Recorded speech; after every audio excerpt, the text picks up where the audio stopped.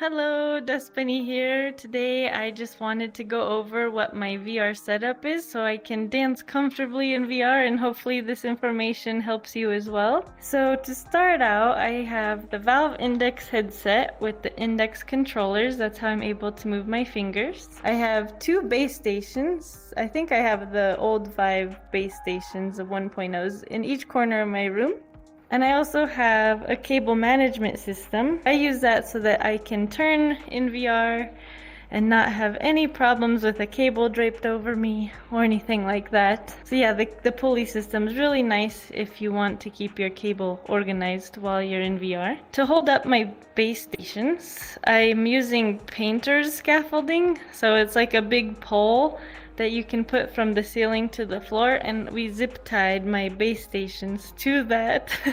That way you don't put holes in the ceiling, but that's really up to you. As far as trackers go, I use 1.0 Vive trackers and 2.0 Vive trackers, and you can mix them up so it doesn't really matter. But I use trackers on each of my elbows, on my chest, on my hip, and on both of my feet. So how I have my trackers set up usually: for the chest tracker, I have the chest tracker on a hip belt.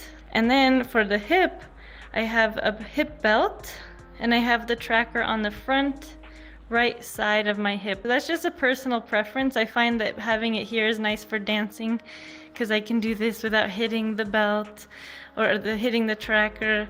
I can go on the floor during yoga classes and it's not very much in the way until I go on my side, then I kind of shift it. In order for me to get really smooth tracking, so like when you're doing like a lot of bouncing motion and your avatar's like vibrating and you want it to be more smooth, what I found that was recommended to me by a friend is to use a mountain climbing harness.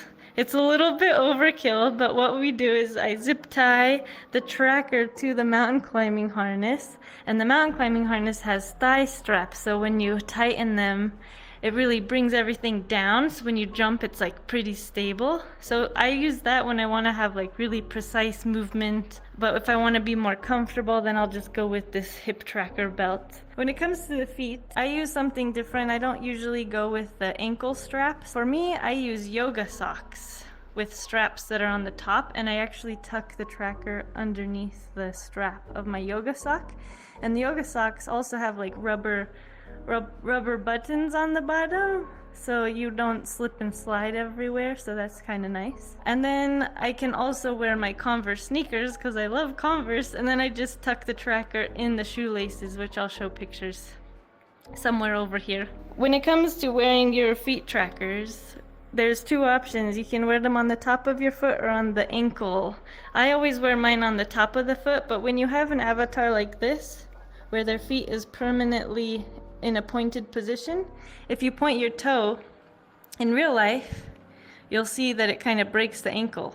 So if you have an avatar that's wearing high heels or is permanently like this, I suggest wearing a tracker strap around the ankle.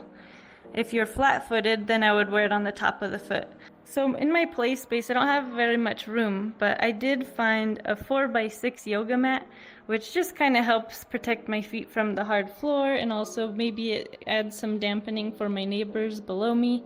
I also just have a normal yoga mat when I do like my fitness classes or yoga, so I always have that to protect the floor. I also, just because this is a thing, if you run into your wall, your index controllers can hit the wall and scuff it. So if you have white paint, what I did is I just went to the thrift store, got an old shower curtain, put the shower curtain up on the wall, and so every time I hit my wall, I don't scuff the paint. I just hit the shower curtain. So that's like a protective measure you could do for your own house if you wanted.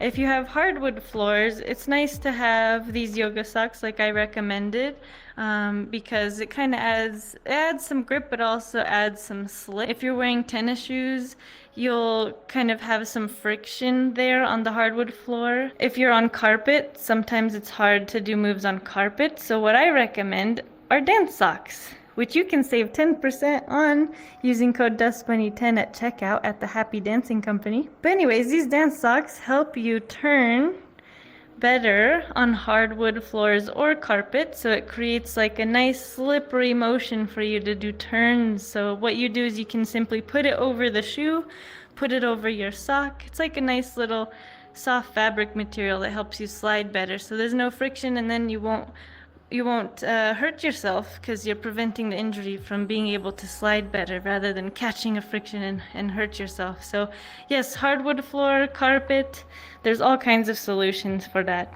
Sometimes the tracking is not perfect, and there might be a couple reasons why your tracking might be flying off into space, or your body's just flinging off for no reason, or your tracker's going everywhere.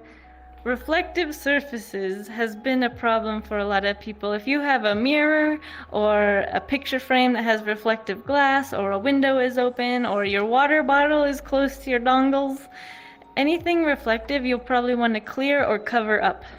Even your monitor, if your monitor's really, your computer monitor is really reflective, you might want to like throw a towel over it or something. So just keep that in mind, that reflective surfaces will make your trackers fly around. As far as the face goes, wearing a headset is not very comfortable at all. What I like to do is I buy women's headbands for your hair, and they're cotton material, but the wide headbands, and I tuck the headband so that it's here on my forehead rather than across my hair like how it's made. So it's like a stretchy cotton material. I put it over here, and then I place the headset on top of that. That way my skin on my forehead is protected. You can also buy masks that protect also the nose and cheek area. So you're placing the headset right on this mask. It's like a polyester material, or you can get like a cottony absorbent kind.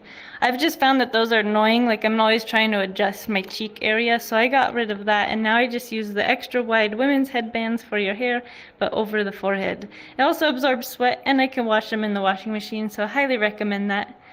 And after I get out of VR, I usually wash my face with just like a gentle cleanser. I use a toner and a moisturizer just to keep everything nice up here. As a dancer, I'm always turning all the time, so it's important if you turn one way, you turn the other way so you can untangle your cable. And there's actually something in your Steam settings called a turn counter, which you can turn on, and it actually shows how many times you need to turn around to untangle yourself. The last thing that I want to cover is like what kind of clothes I'm wearing when I'm in VR.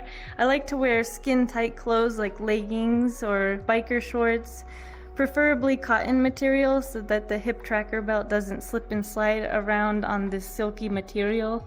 Also like skin tight shirts, sports bras, whatever. Maybe you play in the nude, I don't know, don't tell me.